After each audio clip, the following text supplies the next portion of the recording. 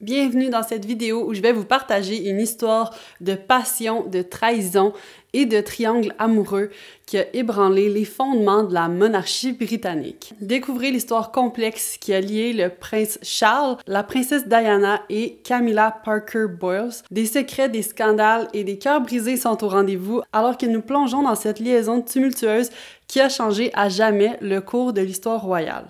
Bonjour tout le monde, j'espère que vous allez bien. On se retrouve aujourd'hui pour une nouvelle vidéo SIP. La semaine dernière, je vous ai fait une vidéo sur l'histoire d'amour entre le prince Harry et Meghan Markle et je me suis dit que ça serait intéressant de poursuivre sur le sujet de la monarchie et de vous faire découvrir plusieurs histoires sur différents membres de la famille royale, à commencer par le scandale du siècle dernier, le fameux triangle amoureux de Charles, Diana et Camilla. Et je suis curieuse d'avoir vos impressions sur tout ça à la fin de la vidéo, alors vous me direz ça en commentaire. Donc, on doit commencer avec l'homme au milieu de ce triangle amoureux, le prince Charles. Il est né le 14 novembre 1948 et est le fils de la reine Élisabeth II et du prince Philippe. Au moment de sa naissance, sa mère n'était pas encore reine. C'est son grand-père, le roi George VI, qui était au trône. C'est vers l'âge de 4 ans que son grand-père est décédé et que sa mère a pris le rôle de reine. Il est donc devenu l'héritier à 4 ans, mais comme la reine Élisabeth II a eu le plus long règne, il ne deviendra pas roi avant ses 73 ans. Pendant son enfance, il n'a pas eu de tuteur privé comme le veut la tradition et il a été dans des écoles où il a subi de l'intimidation. Charles a toujours été une personne un peu plus douce et plus sensible que les autres. Il est aussi le premier membre de la famille royale à ne pas aller directement dans les forces armées après sa graduation. À la place, il va commencer l'université. Finalement, lors de sa deuxième année à l'université, il va faire le training du Royal Air Force, fait que les forces de l'air royales, et il va aussi aller dans la marine. Grâce à ses études, il devient le premier héritier à avoir un diplôme universitaire. Mais là, on n'est pas là pour faire sa biographie, mais plus pour parler de sa relation avec Diana et Camilla. Donc, il faut savoir que dans sa jeunesse, il en a profité et il a vu beaucoup de femmes. En fait, Charles donnait beaucoup d'importance à ce que son grand-oncle lui disait et il lui avait conseillé d'avoir autant d'aventures et de relations sexuelles qu'il pouvait avant de s'établir dans le mariage. Mais son grand-oncle lui a précisé que pour le mariage, il devra choisir une fille convenable, séduisante et au caractère doux et qui n'a pas encore rencontré d'autres hommes. Son grand-oncle dit « Il est dérangeant pour des femmes de vivre des expériences si elles doivent rester sur un piédestal après le mariage. » Un vrai bon féministe, ce grand-oncle. Et c'est un peu le profil justement de Diana. Elle était assez jeune quand elle a rencontré Charles. Donc, on va maintenant rentrer dans le profil de Diana. Donc, son nom complet, c'est Diana Frances Spencer. Elle est née le 1er juillet 1961 en Angleterre. Sa famille, la famille Spencer, a toujours été proche et alliée à la famille royale britannique depuis plusieurs générations. Et j'ai même trouvé des informations comme quoi, si on remonte l'arbre généalogique de Diana, on apprend qu'elle est une descendante de la reine Élisabeth I. Donc, Diana et Charles seraient reliés par le sang, mais c'est tellement depuis loin que c'est comme tout le monde est un peu relié à quelque part. Diana et Charles vont se rencontrer alors qu'elle avait 16 ans et lui en avait 29. À ce moment-là, il fréquentait la sœur aînée de Diana, Sarah, et c'est à l'été 1980, alors que Diana a 19 ans, que Charles va commencer à se questionner sur elle et se dire qu'elle pourrait potentiellement devenir sa femme. À ce moment-là, Charles a 31 ans et ses parents, la reine Élisabeth II et le prince Philippe, lui mettent beaucoup de pression à se marier. Mais sa famille n'acceptait pas qu'il soit avec son amour de jeunesse, Camilla, à cause de son statut social. Quand on va connaître la suite, on peut se demander si tout ça aurait pu être évité en permettant à Charles de marier qui il veut. Mais bon, lui et Diana vont donc rapidement commencer à se fréquenter et tout va aller très vite pour eux. Le père de Charles va même lui dire que, puisque les médias savent qu'il fréquente Diana, s'il ne la demande pas en mariage, sa réputation sera affectée. En plus, Diana répondait exactement aux critères de son oncle, comme je vous disais un peu plus tôt. C'est donc quelques mois plus tard, en février, soit même pas un an plus tard, qu'ils vont se fiancer et le 29 juillet, ils se sont mariés. Mais on peut se demander si c'était vraiment par amour. And I suppose in love. Of course. Whatever in love means. Et dès le moment du mariage, on peut remarquer le caractère un peu rebelle de Diana qui n'a pas voulu dire le vœu traditionnel où elle dit qu'elle va lui obéir pendant son mariage. 3 mois plus tard, Diana annonce être enceinte Et à la fin de son premier trimestre, elle est tombée dans les escaliers, ce qui aurait pu être très dangereux pour le fœtus, mais il n'y a eu aucune blessure. Plus tard, Diana va avouer s'être volontairement lancée en bas des escaliers parce qu'elle disait se trouver inadéquate. C'est finalement le 21 juillet 1982 qu'elle va mettre au monde le prince William, et suivant sa grossesse, elle va vivre une dépression postpartum. Alors que le prince William était encore un bébé, elle devait partir faire une tournée en Australie et en Nouvelle-Zélande, et la coutume veut que le bébé reste à la maison avec les nannies, mais Diana ne pouvait pas concevoir de se séparer de son bébé naissant, alors elle va l'apporter avec elle malgré les critiques de l'institution. Encore une fois, on remarque qu'elle n'hésite pas du tout à aller à l'encontre des traditions et cela va beaucoup plaire à la population. Ils vont trouver Diana beaucoup plus terre à terre et Diana va devenir l'une des figures, si c'est pas la figure de la famille royale la plus appréciée par la population. Elle sera même surnommée la princesse du peuple. Leur deuxième fils va naître le 15 septembre 1984 et Diana va se confier en disant que sa deuxième grossesse a été le moment où elle et Charles ont été le plus proches. Encore là, pour vous montrer un peu le comportement un peu plus rebelle de Diana, on va savoir qu'elle a décidé de ne pas prendre de nanny royale, mais elle va engager et choisir une nanny par elle-même. Elle va aussi planifier l'horaire de leurs enfants, les amener à l'école elle-même quand elle peut. Donc là, on voit vraiment que malgré qu'il y avait des traditions, elle utilisait sa tête, son cœur et elle faisait les choix qu'elle pensait le mieux pour sa famille. En 1986, Diana va débuter une relation extra-conjugale avec un certain James Hewitt, qui est un moniteur d'éducation de la famille. Et la même année, Charles va aussi débuter une relation extra-conjugale avec son ancienne flamme et future femme, Camilla Parker Boyles. Il existe aussi une genre de conspiration autour de Diana et de sa relation avec James Hewitt, comme quoi il serait le vrai père biologique de Harry. Et les gens suspectent ça à cause de ses traits et de ses gènes roux. Mais James Hewitt nie le tout et confirme que Harry est né 2 ans avant le début de leur aventure. Donc là, je vais faire une petite parenthèse pour parler de Camilla Rosemary Shand, de son nom complet. Elle est née à Londres le 17 juillet 1947.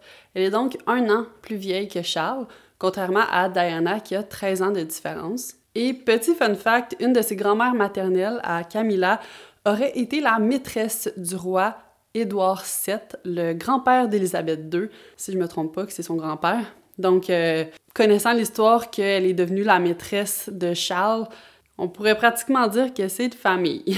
Vers la fin des années 60, elle fait la rencontre d'Andrew Parker Boyles et ils vont se fréquenter un moment, mais à un certain point, leur relation va se terminer vers 1970. Et ce, Andrew Parker Boyles va commencer à fréquenter la princesse Anne, la sœur de Charles. Donc, environ 1 an et demi après que Andrew commence à fréquenter la sœur de Charles, Camilla et Charles vont se rencontrer par l'entremise d'une amie en commun. Donc là, pour vous faire un petit tableau, on a Charles qui a une relation avec Camilla et on a la sœur de Charles, Anne, qui fréquente Andrew Parker Boyles et éventuellement Andrew va se marier avec Camilla. Ils disent qu'au début, ils étaient simplement amis, mais vont rapidement débuter une relation amoureuse. Ils se voyaient souvent, elle allait le voir à des matchs de polo, et Charles va même rencontrer la famille de Camilla et il va lui présenter des membres de sa famille. Donc ça devenait quand même un peu sérieux. Dans ces années-là, ils ont 23-24 ans. Puis, en 1973, Charles doit quitter pour un service militaire dans les marines. Encore jeune, Charles n'a jamais pris le temps de demander à Camilla de l'attendre. Et les rumeurs disent que les parents de Camilla et de Andrew Parker Boyles, l'homme qu'elle avait fréquenté par intermittence, auraient annoncé leur fiançailles au magazine Times sans même que les deux concernés soient au courant. Ce qui a forcé Andrew à officiellement demander en mariage Camilla alors que Charles était parti. Les deux se sont donc mariés assez rapidement, soit le 4 juillet 1973. Le mariage a été considéré le mariage de l'année de la société. La reine Élisabeth II, la mère de Charles, était présente pour vous dire. L'année suivante, Camilla a eu son premier enfant, Tom, et on voit encore là la proximité avec Charles parce qu'elle va lui demander d'être le parrain, ce qu'il a accepté. Donc, aujourd'hui, son beau-fils, c'est aussi son fiole. Il y a plusieurs théories qui expliquent pourquoi la relation de Camilla et Charles s'est terminée de cette façon. Une des théories, c'est qu'il lui a simplement jamais demandé de l'attendre, comme je vous disais, quand il est parti faire son service militaire.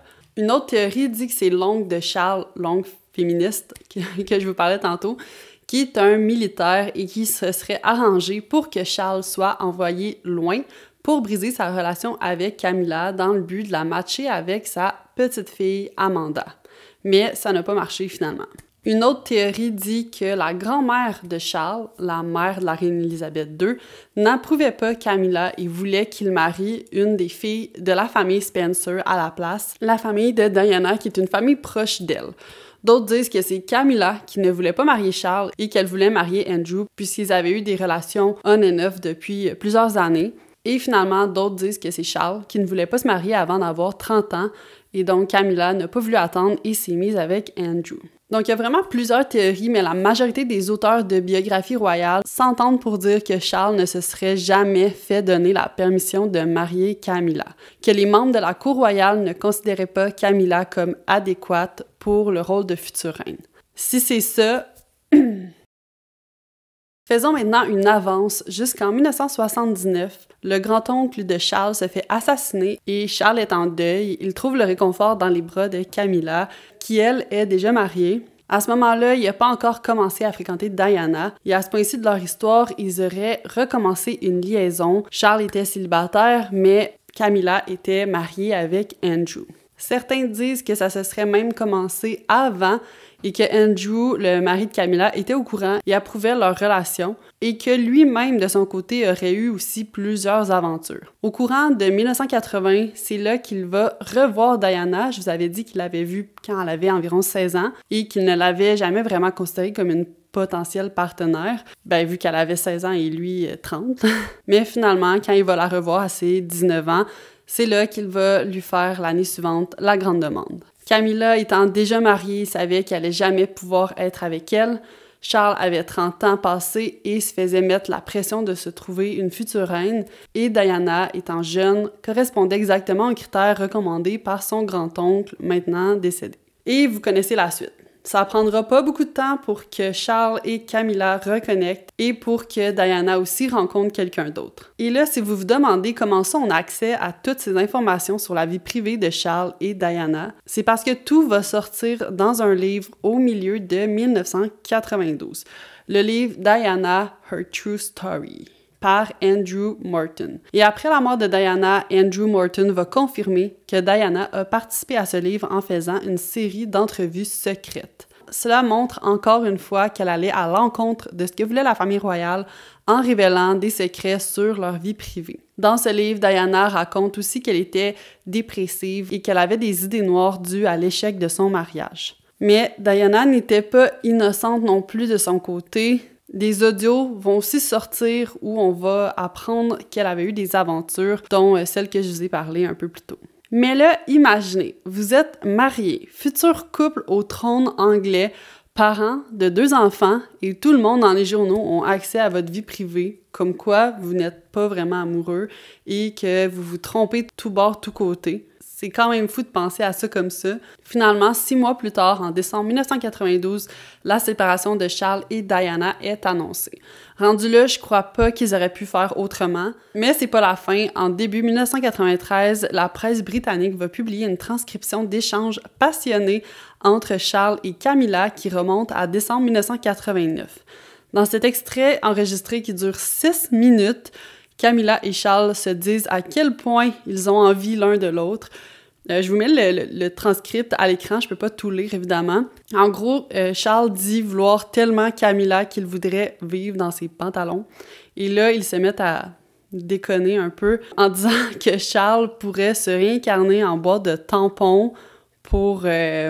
vous comprenez le sens. Et ils vont échanger quelques gémissements au téléphone. Bref, un échange tendu sexuellement entre les deux pour se terminer en un échange sans fin de « Ok, bye. Non, ok, bye, toi raccroche. Non, toi raccroche, je t'aime. Oh non, toi raccroche en premier, je t'aime plus. » Et ainsi de suite pendant genre 2 minutes. Le livre de Diana et cette transcription va énormément affecter l'image publique de Charles et va classifier Camilla comme la méchante de l'histoire. Il faut savoir que Diana a été énormément appréciée du public et donc, même si elle avait eu elle aussi des aventures, c'est quand même Charles et Camilla qui étaient considérés comme les méchants. En fait, tout au long de sa vie, Diana s'est beaucoup impliquée dans des causes sociales et avait des approches qui n'étaient pas traditionnelles, ce qui a beaucoup rejoint le reste du peuple. Ça lui a valu d'être félicitée dans les médias, contrairement à ce que je vous racontais avec Meghan Markle dans ma dernière vidéo, la femme du prince Harry, dans ma vidéo sur leur histoire. Diana s'est beaucoup occupée de causes concernant les enfants et les personnes âgées, mais elle est surtout reconnue pour s'être impliquée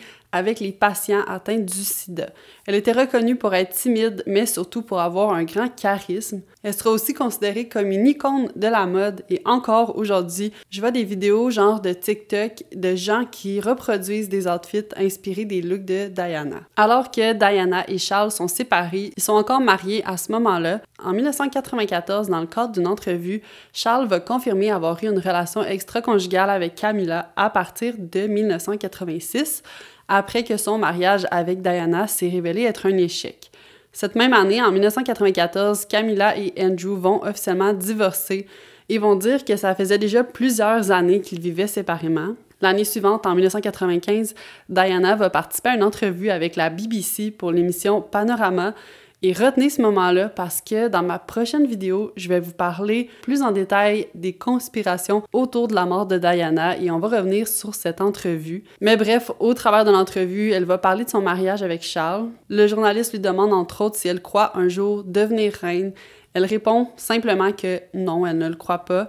Quand il lui demande pourquoi elle pense ça, elle dit « J'aimerais être la reine du cœur des gens, dans le cœur des gens, mais je ne me vois pas être la reine de ce pays. Je ne pense pas que beaucoup de gens voudraient que je sois reine. En fait, quand je dis beaucoup de gens, je parle de l'établissement dans lequel je me suis mariée parce qu'ils ont décidé que je n'étais pas une gagnante. » Ce à quoi le journaliste lui demande pourquoi elle pense cela, Diana répond « Parce que je fais les choses différemment, parce que je ne suis pas un manuel de règlement, parce que je dirige à partir du cœur et non de la tête, et je comprends que cela m'ait valu des ennuis dans mon travail, mais quelqu'un doit aller sur le terrain, aimer les gens et le montrer. Il me voit comme une sorte de menace alors que je suis là pour faire le bien. Je ne suis pas une personne destructrice. » Le journaliste la relance en lui demandant pourquoi il la voit comme une menace. Diana lui répond « Je pense que toutes les femmes fortes de l'histoire ont dû emprunter un chemin similaire, et je pense que c'est cette force qui est à l'origine de la confusion et de la peur. Pourquoi est-elle forte? D'où vient-elle? Où la prend-elle? Où va-t-elle l'utiliser? Pourquoi le public la soutient-il encore? » Plus tard dans l'entrevue, le journaliste va aussi lui poser des questions sur le prince Charles. Il va lui demander si elle était au courant qu'en 1986, Charles et Camilla avaient reconnecté, ce à quoi elle répond « Oui, je l'étais, mais je n'étais pas en mesure de faire quoi que ce soit. » Ensuite, il va lui demander si elle croit que Camilla a été un facteur qui a brisé leur mariage entre elle et Charles. Diana va répondre la phrase suivante qui va devenir très connue. « Well, there were 3 of us in this marriage, so it was a bit crowded. » Finalement, elle se fait demander si elle croit que le prince Charles souhaite devenir roi. Diana répond « Il y a toujours un conflit sur ce sujet lorsque nous en parlions et je comprenais ce conflit parce que c'est un rôle très exigeant d'être prince de Galles, mais c'est un rôle tout aussi exigeant d'être roi. Et le fait d'être prince de Galles donne plus de liberté alors que le fait d'être roi serait un peu plus étouffant. Et parce que je connais le personnage, je pense que la fonction suprême, comme je l'appelle, lui imposerait d'énormes limites et je ne sais pas s'il pourrait s'y adapter. » Cette entrevue a été regardée par plus de 200 millions de personnes à travers le monde et par près de 40% des Anglais. Cette entrevue a été le point tournant pour le couple de Diana et Charles. Tous ceux qui espéraient peut-être voir un retour, espéraient voir Diana comme reine, ont perdu tout espoir. C'est la goutte qui a fait déborder le vase et qui va faire que la reine Élisabeth II va demander aux deux de divorcer pour le bien de la monarchie, le bien du pays et de l'Église. Les deux vont donc officiellement divorcer le 28 août 1996. L'année suivante, à l'été 1997, Diana va entamer une relation avec Dodi Al-Fayed, le fils d'un riche homme d'affaires égyptien. Et vers la fin de l'été, Diana et Dodi vont passer quelques jours ensemble dans le sud de la France. À la fin de ses vacances, ils vont prendre un jet privé à partir de la Sardaigne pour se rendre à Paris. Dodie avait besoin de se rendre à Paris pour une question de travail. Par la suite, ils devaient se rendre à Londres et ils avaient prévu de rester seulement une nuit à Paris. Et c'est cette nuit-là qui sera la nuit fatidique. La soirée du 30 août 1997, Diana et Dodie avaient prévu un souper romantique à Paris, mais leurs plans ont été ruinés parce qu'ils se faisaient pourchasser par des paparazzis. Ils ont donc choisi de se rendre au Ritz, l'hôtel que possédait le père de Dodie, Mohamed Al-Fayed, pour souper vers 21h50. Bon, je sais pas exactement pourquoi, mais les paparazzis ne pouvaient pas se rendre au Ritz, probablement parce que c'est un hôtel de luxe et que c'est pour donner un peu de vie privée aux clients. Par contre, ils vont pas vouloir rester à l'hôtel et vont préférer se rendre à un des appartements de Mohamed Al-Fayed, quelques rues plus loin. Mais avant, ils devaient déjouer les paparazzis. Ils vont donc faire passer une voiture devant l'hôtel, la voiture de Dodie, et ils vont quitter l'hôtel par l'arrière avec un modèle de voiture similaire sans attirer l'attention des paparazzis. Diana et Dodie étaient assis à l'arrière de la voiture. Leur garde du corps, Trevor Rees-Jones, était le passager et Henry Paul, le numéro 2 de la sécurité du Ritz, était le conducteur. Malheureusement, le plan échoue. Des paparazzis remarquent la voiture qui quitte l'hôtel à minuit 20 et se mettent à la suivre. Les paparazzis appellent leurs collègues et un groupe de voitures et de motos se mettent à les suivre. Henry Paul s'est donc mis à rouler de plus en plus vite pour essayer de les semer. Alors qu'il se dirige vers le tunnel d'Alma, il tente de contourner une voiture qui roulait plus lentement, mais il l'accroche. Il perd alors le contrôle. Roulant à environ 100 km/h dans une zone de 50, la voiture s'écrase sur le 13e pilier de béton du tunnel à minuit 23, causant un énorme accident. On sait que la première personne arrivée sur place, c'est le photographe Romuald Rath. Il a tout de suite vu que le conducteur Henry Paul était mort. Il a ouvert la porte arrière et a vu Diana recroquevillée au fond de la voiture. Il a tendu la main pour prendre son pouls dans son cou. Il remarque qu'elle respire, qu'elle essaye de parler et au lieu de lui venir en aide ou d'appeler le secours, il la prend en photo. À ce moment, plusieurs autres photographes le rejoignent pour prendre le tout en photo. On sait aujourd'hui qu'aucun paparazzi ne va contacter les secours. C'est d'autres témoins de la scène qui vont les avoir appelés. 3 paparazzis vont voir quitter les lieux avant l'arrivée des polices et vont prévendre leurs photos pour 6 millions de francs.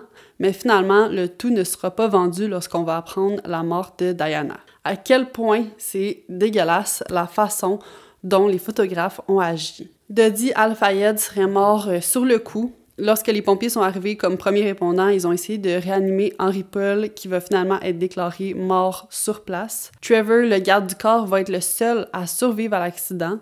Grièvement blessé, il y a une partie du visage arrachée et la langue coupée. Trevor était encore conscient mais avait beaucoup de blessures. C'est à 1h du matin que Diana est retirée de la carcasse de la voiture. Elle est sur une civière mais ne semble pas avoir aucune trace physique de l'accident, sauf une petite graphine au visage. Par contre, ça ne veut pas dire qu'elle n'a rien. On suppose une commotion cérébrale, l'épaule droite fracturée, des blessures aux jambes et un coma vigile. Je connaissais pas ça, mais de ce que j'ai vu, ce serait un coma accompagné de délire où le malade s'agite et parle en dormant, mais ouvre les yeux au moindre appel. Diana fait aussi un arrêt cardiaque et son cœur reprend grâce à un massage cardiaque. Avant de quitter la scène de l'accident, ils auraient découvert une hémorragie interne. C'est vers 1h45 que l'ambulance quitte vers l'hôpital. À certaines places, j'ai vu 1h41 et à d'autres places, j'ai vu 1h50, donc j'ai fait une moyenne. Selon les témoignages, l'ambulance n'aurait pas roulé vite et se dirigeait vers l'hôpital La Pitié-Salpêtrière. En route, l'ambulance s'arrête sur le pont d'Austerlitz pour une intervention, probablement qu'elle était instable. Diana arrive à l'hôpital à 2h06. À 3h30, le docteur annonce au ministre de l'Intérieur que Diana se fait faire un massage à cœur ouvert et finalement, à 4h du matin, Diana est déclarée morte. Suivant cette tragédie, plusieurs personnes, dont le père de Dodie Al-Fayed, vont remarquer plusieurs éléments louches et une théorie de conspiration autour de la mort de Diana va se développer. Plusieurs personnes vont croire que sa mort aurait été en fait orchestrée par la famille royale pour éviter que Diana ne révèle plus de secrets. Dans ces théories, même les services de renseignement britanniques auraient été impliqués. Je vous propose donc de faire une vidéo complète dédiée à ces théories pour voir si oui ou non toute cette histoire est une conspiration. Bon, je suis allée me chercher une petite veste parce que je commençais à avoir froid. Une semaine plus tard a eu lieu les funérailles de la princesse Diana. le prince Philippe, le prince Charles, l'ex-mari de Diana, et ses 2 enfants, William et Harry, âgés de 15 et 12 ans respectivement, ont marché derrière le cercueil de Diana, suivi de 500 représentants de plusieurs charités dans lesquelles Diana avait été impliquée. Plus d'1 million de personnes étaient présentes dans les rues pour célébrer Diana. Des écrans ont même été installés dans un parc pour permettre à la population de voir la cérémonie. Justement, à la cérémonie, 2000 personnes y étaient présentes. En plus de la famille royale et de plusieurs politiciens, on y a vu des célébrités et amis de Diana comme Elton John, qui a lui-même performé pour elle, Tom Hanks, Steven Spielberg, Mariah Carey, Tom Cruise, Nicole Kidman et même le président Nelson Mandela. Malgré que Diana et Charles étaient divorcés, les funérailles n'ont pas été des funérailles nationales, mais bien des funérailles royales. Pendant la cérémonie, le frère de Diana a prononcé quelques mots pour faire référence à la persécution que Diana a vécue par la famille royale et par les médias pendant son mariage avec Charles. Il a dit « Il faut se rappeler que de toutes les ironies concernant Diana, la plus grande est peut-être la suivante. Une fille à qui l'on a donné le nom de l'ancienne déesse de la chasse a été, en fin de compte, la personne la plus chassée de l'ère moderne. » Et quand il dit la déesse de la chasse, il fait référence à la déesse Artémis qui s'appelle Diana dans la mythologie romaine. Alors que l'événement était majeur à Londres, c'était aussi le cas dans le reste du Royaume-Uni avec une audience de plus de 32 millions de personnes, soit presque la population du Canada. Il est estimé qu'entre 2 et 2,5 milliards de personnes ont regardé ces funérailles dans le monde, ce qui fait de cet événement l'un des plus regardés de l'histoire. Selon les sources officielles, de 10 à 15 tonnes de bouquets de fleurs auraient été déposés à Londres en l'honneur de Diana, ce qui équivaudrait à plus de 60 millions de fleurs. Il y a aussi des chandelles, des peluches, des drapeaux et des photos qui ont aussi été déposés en très grand nombre. Le tout est resté dans les rues pendant une semaine avec de plus en plus de fleurs chaque jour pour atteindre une hauteur de 5 pieds ou 1,5 mètres. Du côté de Charles, suivant son divorce avec Diana, il a déclaré publiquement que sa relation avec Camilla était non négociable. Ils vont faire leur première apparition ensemble en 1999 pour l'anniversaire de la sœur de Camilla. Camilla va revoir la reine pour la première fois depuis le début de leur relation en 2000 pour l'anniversaire du roi Constantine II en Grèce. Cet événement a été considéré comme le sceau d'approbation de la reine pour la relation de Charles et Camilla. C'est en février 2005 que Charles et Camilla vont annoncer être fiancés. La reine va officiellement approuver le mariage entre les deux tel que requis selon l'acte de 1772 des mariages royaux. C'est important de noter qu'à cette époque, pour l'Église anglicane, la religion représentée par la royauté, il était interdit de divorcer et de se remarier. La seule exception était si l'époux ou l'épouse décède. Dans ce cas-là, il serait possible de se remarier. Par contre, c'est pas si simple parce que l'ex-mari de Camilla était toujours en vie. Il aurait donc fallu que lui aussi décède, en plus de Diana, pour que Charles et Camilla se marient dans l'Église d'Angleterre, ce qui n'est pas arrivé. Par contre, depuis 2002, c'est devenu possible de se remarier dans l'Église d'Angleterre, même si un ex-époux ou épouse est encore en vie, mais seulement dans des cas extrêmement précis que ne rencontraient pas, je crois, Camilla et Charles. Donc bref, pour éviter la controverse, ils vont choisir de se marier au civil. Mais vous allez voir que ça va pas trop éviter la controverse. Charles devient donc le premier membre de la royauté à faire un mariage civil. À l'annonce du mariage, Camilla s'est fait attaquer dans les médias par les supporters de Diana. Et considérant toute leur histoire, tout le background, je veux pas dire que c'est justifié, vraiment pas, personne ne mérite d'avoir de la haine, mais si t'es pro-Diana, je peux comprendre que t'es pas du tout pro-Camilla et l'inverse aussi. Le prince Charles sera le seul membre de la famille royale à opter pour un mariage civil plutôt qu'un mariage religieux en Angleterre, comme je vous disais, dû aux circonstances. Des documents gouvernementaux des années 1950 et 1960 déclaraient à l'origine que ce type de mariage était illégal. Dans la loi sur les mariages civils, le marriage, comment on dit mariage en anglais? Marriage, je pense que c'est marriage. Le Marriage Act de 1836, les membres de la famille royale avaient été exclus de cette loi puisqu'ils devaient se marier exclusivement sous l'Église d'Angleterre. De plus, la BBC va découvrir des documents officiels datant de 1956 et 1964 disant qu'il était illégal pour des membres de la famille royale de se marier dans une cérémonie civile en Angleterre. Ces déclarations ont été rejetées dans un communiqué basé sur les conseils de 4 experts juridiques non nommés, affirmant que l'acte de mariage de 1836 avait été abrogé par l'acte de mariage de 1949. Mais dans le journal The Times du 22 février 2005, un avocat écrit « Il est difficile de comprendre comment le couple heureux peut se marier civilement, comme il le prévoit, sans causer une annulation royale. La section 79 de l'acte de mariage de 1949 empêche toujours une cérémonie civile. Le gouvernement a soulevé la question de la loi sur les droits de l'homme pour justifier le mariage civil, notant qu'en vertu de cette loi-là, l'acte de 1949 devait être interprété dans la mesure du possible pour garantir le droit de se marier sans discrimination. Mais les mots-clés sont « dans la mesure du possible ». Et la loi sur les droits de l'homme dit spécifiquement que lorsqu'une loi rend quelque chose illégal, la seule façon de le rendre légal, c'est de modifier ou d'abroger la loi. Ce qui n'a toujours pas été fait pour le mariage civil pour des membres de la famille royale, ce qu'on vient de parler il y a quelques secondes.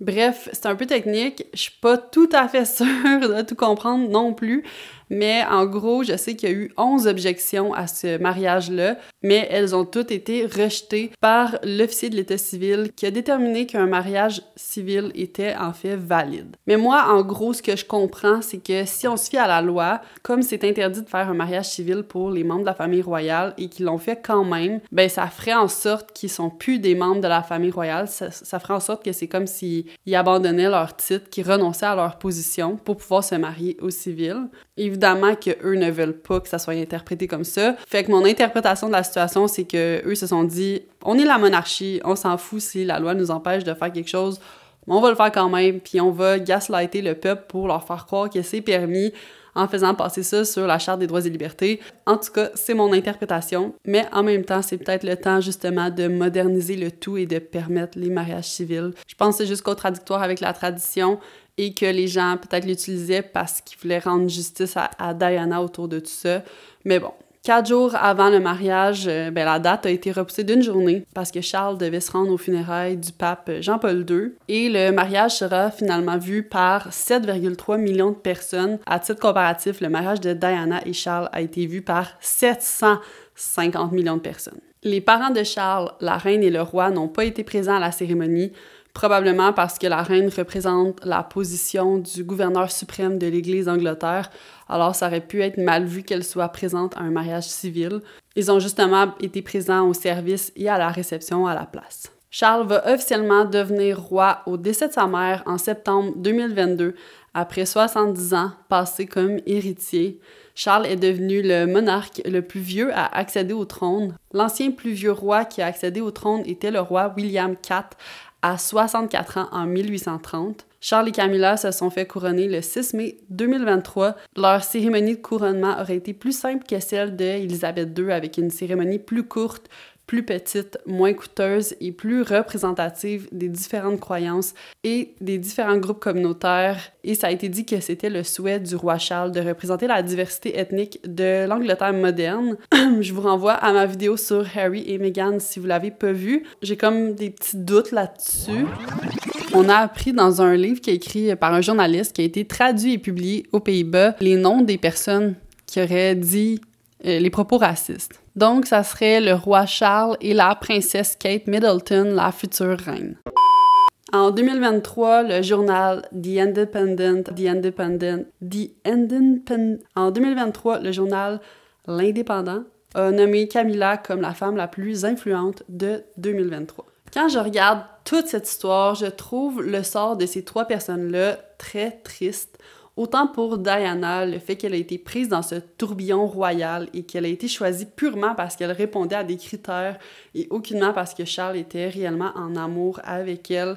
Tout ça rend le tout très triste et encore plus lorsqu'on repense à sa mort tragique. Et ce qu'on a parlé par rapport à sa mort, c'est juste en surface parce que vers la fin de sa vie, elle était rendue paranoïaque et avait littéralement peur de la famille royale.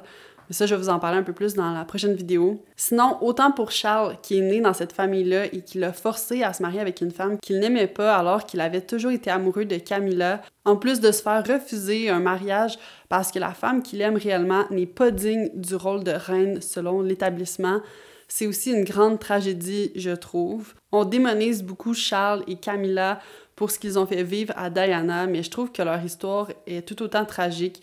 Ils ont pu se retrouver et être ensemble seulement vers l'âge de 50 ans passés. Et c'est comme si Diana était un dommage collatéral de leur histoire d'amour, en fait. Et que tous ces scandales, ces secrets et ces trahisons auraient pu être évités avec plus d'ouverture et de tolérance de la part de la monarchie. Mais c'est peut-être un peu trop naïf de ma part de penser ça, surtout qu'encore en 2020, une histoire similaire s'est presque répétée avec Harry et Meghan. Mais contrairement à Charles, Harry n'allait jamais être futur roi, il a donc pu se libérer de cette prison dorée. Alors que l'on termine cette vidéo captivante du triangle amoureux entre le prince Charles, la princesse Diana et Camilla Parker Bowles, restez à l'affût pour ma prochaine vidéo qui explorera la fin tragique de la princesse Diana et les nombreuses théories du complot entourant sa mort. Si vous avez aimé la vidéo, n'oubliez pas de liker et de vous abonner. On est presque rendu aux 10 000 abonnés. Et d'ici là, si ce n'est toujours pas fait, je vous recommande d'aller regarder ma vidéo sur l'histoire d'amour entre Harry et Meghan et sur les raisons de leur départ de la famille royale. Je vous mets la vidéo juste ici. Et nous, on se retrouve la semaine prochaine pour une nouvelle vidéo. Bye!